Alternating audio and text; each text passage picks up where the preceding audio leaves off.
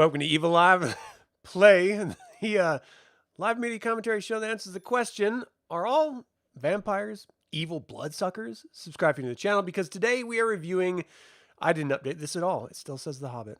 I'm actually reviewing Vampire the Masquerade. It's a tabletop role-playing game, 5th edition, the newest edition that has just come out, and my face is dark. Let's give you a little light here. Hey, Chris, how you doing, man? Just curious, everyone in the game is playing a vampire. If you will play a vampire hunter as well. I don't know what Frog Brothers means. Or do I? No, I don't think I do. When you're playing this version of the game, everyone's a vampire. That's the purpose of this. The overarching brand for all of these different games are called the World of Darkness. So you have, in the newest editions, you have Vampire the Masquerade, Werewolf the Apocalypse, and Hunter the Gathering, I think it is. Those are the three versions. In the old days with White Wolf, there was a lot more version. There was like Mage the Ascension, Changeling, I don't know the Changeling. There was like a demon one. There was all sorts of different ones. But I guess it just got too unwieldy, and quite frankly, all the rules were so disparate and wild that it, to include more than one game, like Vampire and Werewolf and Changeling and Mage, and in one like campaign to run would be a nightmare of epic proportions. And I have never seen it done. I've never heard of it being done. I'm sure it's been done, just never seen it. But for this specifically, I'm talking about Vampire the Masquerade, and this is just about vampires. That's it. So I'm going to be running an actual play on this channel with a bunch of friends. Chris is one of them. And then it's all going to be based around the what we do in the shadows idea. So that is silliness. They're vampires. How old are they? I don't know. We haven't figured that out yet. What are they doing in the location they're going to be? We don't know. We haven't figured that out yet. We still have to do a session 0, but the idea is silliness with vampires. So if you like that sort of thing and you want to see Vampire the Masquerade, which is not a silly game at all, convert it over to that, well, you can. My initial thoughts about this, after having read through the core rules, is it's not as convoluted as the old version of Werewolf the Apocalypse. Like, I just reviewed the 20th edition, 20th anniversary edition of Werewolf the Apocalypse a few months or so ago on this channel, and that was wildly convoluted and difficult to understand. And I mean, because it was like a culmination of a bunch of different, years of products. This is a reimagining, which is staying largely faithful to the original game, if I remember it properly. I only played the original game a couple times, the White Wolf version. But my initial thoughts are it's not as convoluted as Werewolf was. I don't know about the 5th edition Werewolf. I haven't read that. And it's continuing the evolution of a story. What the original publisher, White Wolf Publishing, did was they had this meta story that began and continued throughout all of the releases of their products and editions of the products. And so you had this evolving storyline. This takes it into I believe it's updating it. I don't actually know. But this is sort of taking it into a Second Inquisition era where ultimately it's not just like the Camarilla, which is a vampire organization designed to hide vampires from the rest of the world, the Masquerade. Now there's like this whole nother Inquisition that's exposing vampires. And in some cases, it's anarchs, which are another organization of vampires that don't want to live under the Camarilla's secrecy rules anymore. And so they're also exposing vampires and getting rid of some old vampire princes and stuff in the meta plot that's presented in this story, in this book. So it's an interesting way to approach it. It's just presenting a new sort of way to play the game. And this gives you all sorts of information in order to do that. So those are my initial thoughts. So this is a tabletop role-playing game created by Mark Ryan Hagan and released in 1991 by White Wolf Publishing originally as the first of several storyteller system games for the World of Darkness setting line. Now, this storyteller system is basically like D&D. It's the actual game mechanic behind all of these World of Darkness games, but each of these games has additional mechanics hyper specific to the brand, in this particular case, Vampire. So you have all sorts of game systems that are based around the idea of like losing rage from blood, not eating or not drinking enough blood, or being a little wounded, or there's all sorts of like little game mechanics thrown in centered around the idea of blood and the fact that vampires are just animals. They're not humans. They don't have humanity. And the longer you're around, the less humanity you have. And I think that's a compelling way of looking at it as well, because we have these stories like Dracula, where it's very clear that this was once a human lord, and it is now turned into this sort of bestial creature that is personified, I think, most eloquently in Nosferatu interpretation of Bram Stoker's Dracula, where it is almost a pure beast. It is no longer a man very much. And we sort of see different iterations of vampires that are much more bestial, like 30 Days of Night, which is much more in line with the vampires that you're going to find in this game. These are serious groups of vampires, and they usually travel in groups called coteries. Basically, that's going to be like your adventuring party. And then each of them belongs to a different clan, which would be like your race, for example, in other game parlance. So you choose your clan, and that tells you the type of vampire that you are, and then you can basically customize your character based on disciplines, which are like supernatural powers that are available to that clan that are different from those available to other clans. And you also are influenced by your sire, the person that turned you. And then, of course, you're going to be influenced by whomever's domain you exist within, because there's a hierarchical structure of vampiric control, especially with the Camarilla, but also with any vampiric organization. The older you are, the more potent your blood is, the more in control you demand to be. So ultimately, this started as a very social version of a role-playing game. There's no figurines, there's no battle maps. It's all just theater of the mind, or in Vampire's specific way, there's so many people that did this, it was live action, where you would all get together like LARPing, basically. Which I guess you could argue maybe that is very what we do in the shadows, But what are you going to do? So Adam's given up on having his friends roleplay seriously after Nominate turned into a quest for Cinnabuns. Yeah, and Dungeons and Dragons turned into the PP Lance. I can't find serious players anywhere. No one wants to roleplay seriously. So I've wholeheartedly given up on it, to your point, Chris. It is very frustrating as someone who likes to run serious games, but can't. All right. So it is set in a fictionalized gothic punk version of the modern world where players assume the roles of vampires. They're referred to as kindred, or kine, and deal with their night-to-night struggles against their own bestial natures, vampire hunters, and each other. In this version of the game, they're dealing with the Second Inquisition. So you've got government organizations hunting them down. You've got other vampires hunting them down. You've got vampire hunters hunting them down. And you have other supernatural creatures hunting them down. So there's all sorts of opportunities for storytelling and danger and stakes, which not like meat stakes. Well, meat, but stakes as far as a story is concerned. So consequences ultimately. And it's fascinating to me the types of stories you can tell if you have players that are willing to be serious. Again, I've never run into those personally. At least not as an adult. When I was a kid playing the original version of this, they were very serious. And I met far too many people who have horror stories of playing the original version of Vampire because they got too serious. And it just got too real and personal, sort of toxic role-playing, as it were. And this is the game that set all of that behavior up and actually championed that type of behavior almost, with the way it's presented.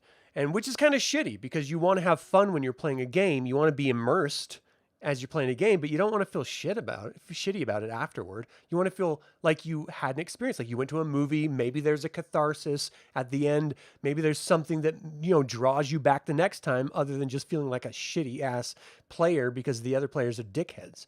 That's this game, the toxic version of this game. 100%. So I've met way too many people who have had bad experiences role playing because of Vampire the Masquerade, the original version of it, and have wholly sworn off role playing because of it, which is unfortunate because role playing can be fun and it's all about the people you're with, not the game you're playing. All right, so in 2015, Paradox Interactive purchased White Wolf and all of its intellectual properties from CCP Games. Vampire the Masquerade, also now known as V5, was then released in early 2018. Development of the new edition was led by the game designer Kenneth Haidt, and it was distributed by Modiphius Entertainment. In November 2020, Paradox Interactive announced that Renegade Games Studios would become the publishing partner for the entire World of Darkness brand, and that they would release Vampire the Masquerade products, which they, of course, have. In 2021, Polygon reported that, quote, since the initial launch of the game, the core rulebook and other products have been revised and updated to meet new ethical standards enforced by the team at Paradox. Apparently, there's this huge kerfuffle about anti-gay organizations in the game that infuriated people. And so people got fired and they sort of restructured the company and the storyline and sort of updated the game so that it wasn't bigoted, so that there wasn't bigoted organizations. And here's what I think of that. I think that's fucking stupid. There are bigoted organizations and groups and individuals in real life. Why would you pretend that they're not there? Like, you can use them as the bad guy because they're bad. Objectively, if you're a bigot, you are a bad person. So why not have them exist in a game that's supposed to be happening in our real world, just in a gothic sort of punk version of it? It seems like you would have worse organizations than are what are here in our world. And I understand that it can be triggering to some individuals, so just exclude them from the game. And then of course, if you want to run those organizations, you can just add them in your own home game. It's not like you have to only use sanctioned official materials to have anything in your game. My point, I guess, to this digression is that when you start fundamentally editing a game based on some people's feelings, you risk losing the integrity of the game. Doesn't mean it will happen, but it can happen. And you should never modify a game because people complain. I think you should modify a game to make the game better, but not because people whine. And that's just where I come from. If you disagree, that's okay. That's life. All right, so version 5 was released on Roll20 in January 2021, and in July 2021, Renegade Game Studios released retail reprint editions of Vampire the Masquerade 5th edition role-playing game core rulebook and source books. I picked it up from Humble Bundle, which was a great deal. I got all 3 of their games and a whole bunch of source material for like $20. So it was definitely something I wanted to do. So let's talk about this. It starts with a bunch of really interesting fiction about, sort of immersing you into the game world, which I think is incredibly important for any role-playing game so that you know the tone of the game you're about to play. Now, of course, there are styles of gameplay that you can change and do whatever you want, but each game is intended to be played in a specific way with specific options. And so they start off with that and then let you do whatever the hell you want to do after you at least understand what it's about. This PDF that I had some blank pages, which can't be intentional. And so I think the exporting process or the distributing process somehow caused errors in the file or something. And I've downloaded it twice and it still has those blank pages. So I don't know what's going on, but y'all shit the bed. And it's a very easy fix for any idiot desktop publisher to correct. So please be an idiot desktop publisher and correct it, Renegade Studios. What the fuck? Little note of interest that I saw. What I loved about World of Darkness, especially like the Book of Nod, that's like one of my favorite little splat books, talking about Cain and using biblical framing to sort of fill in gaps in the world of Darkness and add a little bit of color and interest. I find that stuff really interesting. And I'm a huge ancient history fan, bordering on obsessive.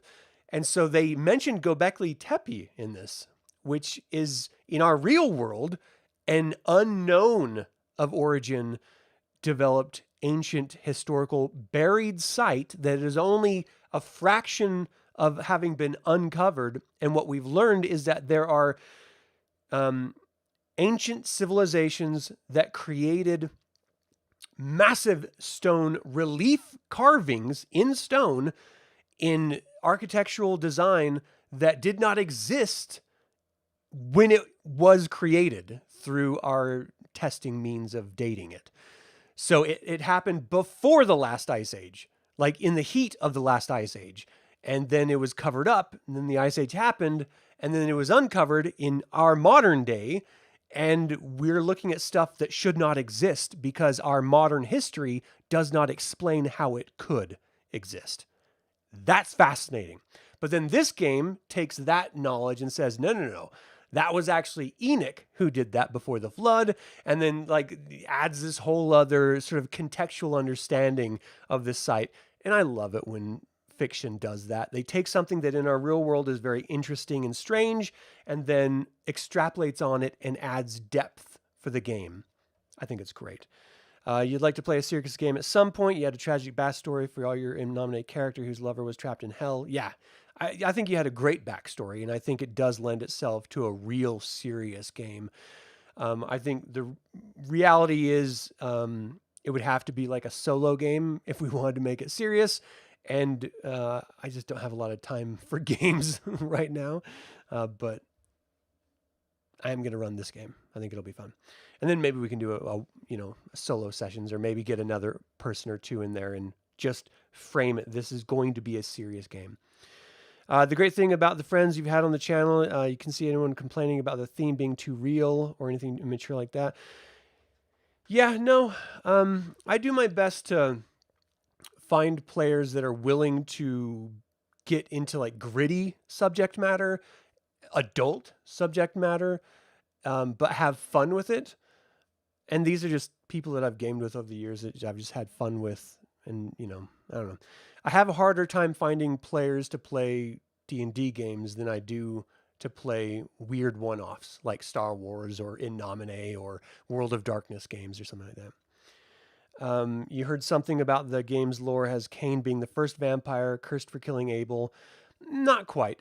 He was cast out of Eden for killing Abel, and he went to Nod, the land west of Eden, and it was Lilith, Adam's first wife, that actually, and angels that came down, that actually cursed him to be this vampire. And then he created the second generation of vampires, which then created the third generation of vampires called the Antediluvians. And they're the progenitors of the different clans of vampires.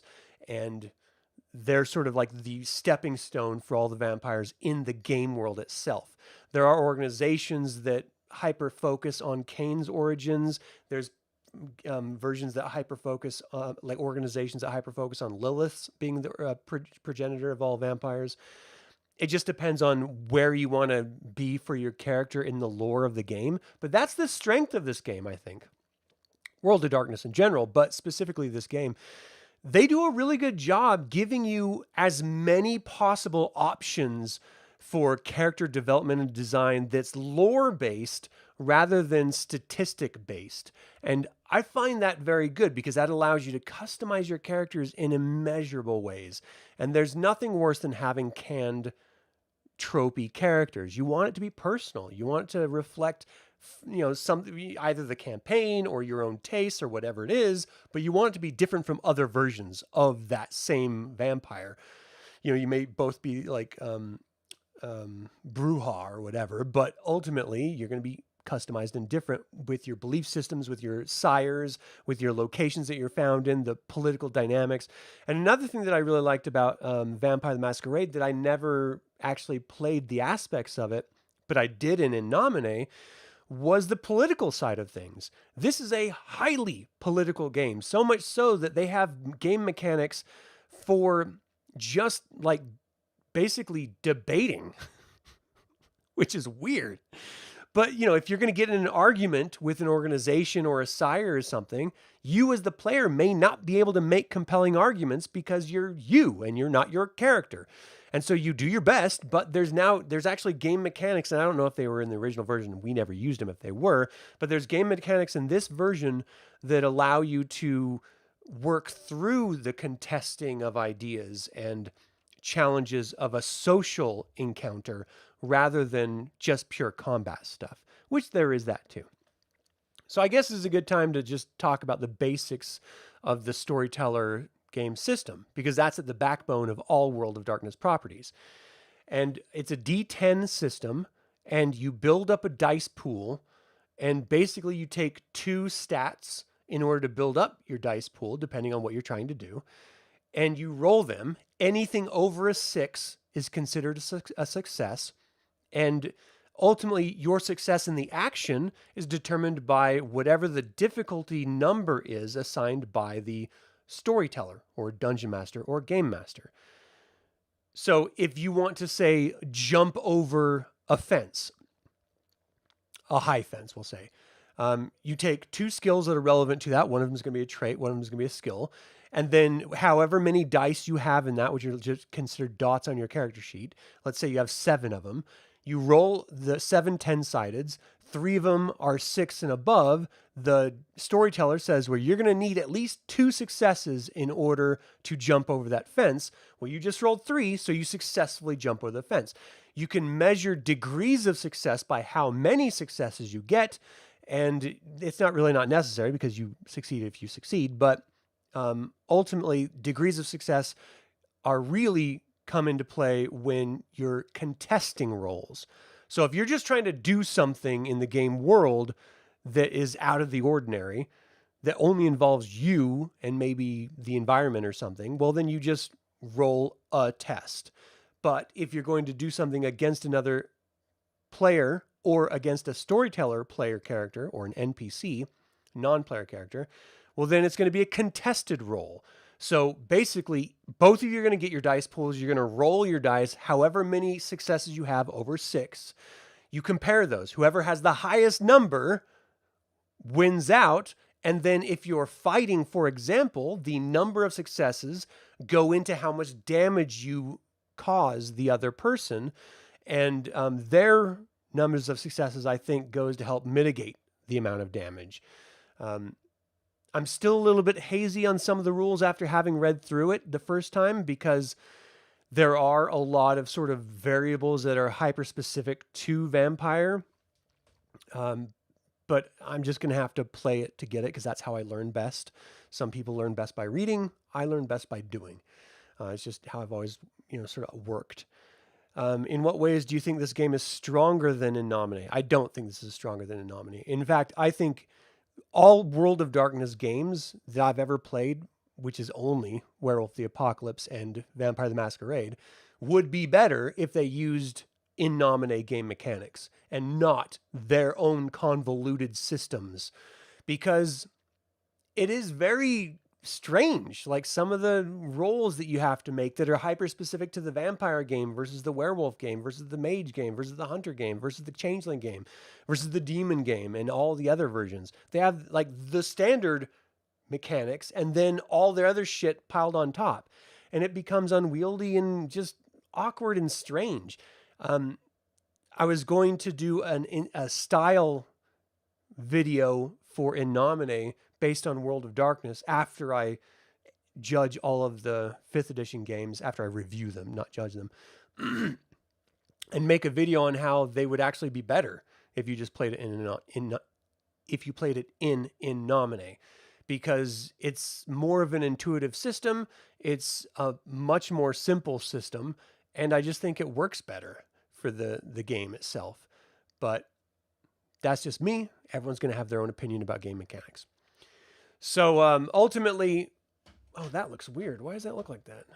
Has it looked like that the whole time? That's odd. It's all stretched out. Ultimately, the game system, like the core storyteller system, is super basic and stripped down and simple. It's just contested roles. Whoever gets more successes wins the contest. But it's everything else that you add on top of that where it gets convoluted. Where it comes to the specific powers that you may have and how they influence the storyteller roles. And then whether or not how hungry you are and the types of damage you take, whether it's superficial damage or aggravated damage, and how you heal that damage, and what types of blood you're allowed to drink that actually heal more or cause more problems. Yeah, it breaks down to types of blood, like themes in the blood, which is wildly convoluted and messy and just totally pointless in my opinion. I'm sure some people think of it as immersive and stuff if they're just a vampire player. But as someone who plays all sorts of role-playing games, getting into that type of minutia deters me from wanting to play the game because it's too convoluted. It's not simplistic and super easy to understand unless you've just been playing this one game forever. And maybe I'm just an idiot, which is entirely possible, but it's just reading it. I was just like, wait, what? Huh? What? Like there should be simple game mechanics for healing. You drink someone's blood and you are healed of some of your damage. And the fact that you have different types of damage is really aggravating. No pun intended there, because aggravating damage is part of it. And then they encourage you to make relationship maps. This version of this game is very homework centered, which is just bullshit in my opinion. So they encourage you upon character creation to sit down with each of your players and have a piece of paper and basically just map out all like their sire and these organizations. And then they have specific ways of writing down pros and cons about each of these relationships and how they work out to the other players. And you have to include the other players in this weird diagram, and fuck off. No one's going to fucking do that. And if you are going to do that, then you are not a player I want at my table. That's annoying as hell. That's the job of the storyteller, to just keep that information in mind and take his own notes. But to do these massive wild diagrams before you even start playing, that takes the fun out of exploration and understanding, I think, because it is homework. And then it's not just with that. I mean, they have like all sorts of documents in this to sort of track different styles of play. And I guess they've always been, workbooks for different games. This one just seemed more involved with the work, when it shouldn't be so difficult just to play a game with friends. It should be, you sit down, you throw some dice, and you tell a story. Now, here's one thing that I do like about this game that it presented that I've never really considered before, and I'll never use because it's ridiculous, but I understand why they do it. And I kind of like the idea, though I would never use it. So it's basically that no conflict, whether it's a social conflict or a combat conflict, should last more than 3 rounds. Now, rounds are amorphous. They happen, randomly throughout scenes. There's no like set time limit. There's no set distance for movement because it's all theater of the mind, and it's supposed to just be a call by the storyteller on what they think in the moment would make sense or wouldn't make sense. But nothing takes more than 3 rounds. If it takes more than 3 rounds, then you're slowing down the pace of the game in favor of game mechanics. And that's not what this game system is about. This is called the storyteller system. It's meant to be fluid and just sharing stories with each other and, just sort of improving a narrative rather than rolling dice every 2 seconds. I like that idea, but to say after 3 rounds, like a game fluctuates, combat fluctuates. And you can't have that fluctuation pay off in 3 rounds. So basically you're doing 3 rounds, it's not over yet. All right, well, the storyteller then makes up who wins and who loses. Well, how is that satisfying for the players at all? Especially if it goes against them. Like they would be like, well, no, my next move, I would have tried this, or I would have done that, or I would have, extrapolated and called for help here, or I would have run away, or, whatever the situation is. You don't give them a chance for the outcome, and you just say, well, fuck it. 3 rounds is up. I'm moving on. That's not fluid storytelling either. So I think there's a nice medium that you can find with players to say, okay, look, if it takes more than 3 rounds, we'll talk about whether or not we should continue. If you guys really want to continue with the conflict, then we will. If not, let's try to wrap it up and move on to something else. It downplays consequence if you do that, which is unfortunate because I think consequence is the heart of every good storytelling. And it encourages, well, I'm just going to last 3 rounds and it won't matter. So instead of investing in your character, you're investing in making sure your character survives. So maybe you don't go into one-on-one combat, or maybe you just stay hidden for 3 rounds during the combat. I mean, that's leveraging the game system to benefit you rather than the story. And that's the point, is the story. So I thought that was total bullshit. Let's see. A 10 on 2 die is called a critical success, and you actually add 2 successes by rolling 2 10s. But that can keep going, but it has to be in pairs. You can't just have 3 10s equal 3 successes. It's 2 10s and you get 2 extra, 4 10s and you get 4 extra, so on and so forth.